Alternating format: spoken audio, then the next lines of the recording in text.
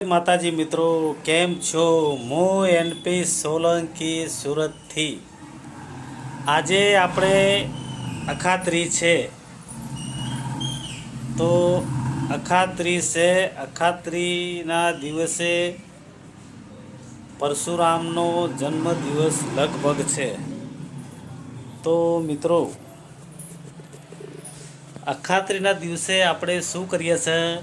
ગામડામાં હોય તો ખેતીનું આપણે મુહૂર્ત કરીએ છીએ, ખેતરમાં જઈ બરાબર, અને વાવેતર કરવાનું ને બધું મુહૂર્ત આપણે કરીએ છીએ.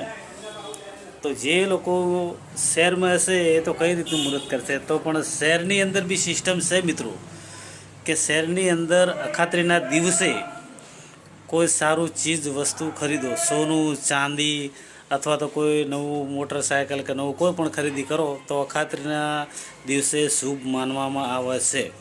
આવા કઢિયા કહેતા, અને વાત સાચી છે કે અખાત્રીનો દિવસ એટલે અતિ ઉત્તમ. કુંભ ગળો મૂકો અથવા કોઈ પણ નવું કાર્ય કરો એ અખાત્રીના દિવસે થાય છે. તો મારા તમામ મિત્રોને ખાસ જણાવવાનું કે આજ તમારાથી જે પણ કંઈ નાની મોટી વસ્તુ ઘરમાં લાવવાની થાય કે કોઈ સારું કામ થાય તો આજે બહુ સારો દિવસ છે. કારણ કે આપણે રહ્યા પ્રોપર ગુજરાતી, તો ગુજરાતીના તમામ પ્રકારના બધા નિયમો આપણને ખબર હોવી જોઈએ. તો તમને કેમ લાગે છે મિત્રો? લગભગ ખબર તો હશે જ. જે ઓરિજિનલ પ્રિય ગુજરાતી હશે એ પ્રોપર ગુજરાતી હશે, એ મારો કહેવાનો મિનિંગ ઓરિજિનલ એટલે હોય ને ગુજરાતી એમ કહું છું, બીજું કોઈ ખોટું લગાડતા નહીં. તો મિત્રો, તમને મારો વિડીયો કેવો લાગે છે, કેવો નથી લાગતો, કમેન્ટ કરો, જણાવો.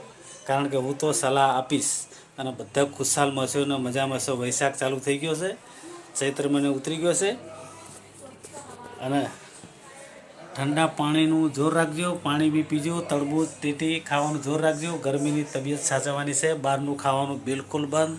50% પૂરેપૂરી બચત.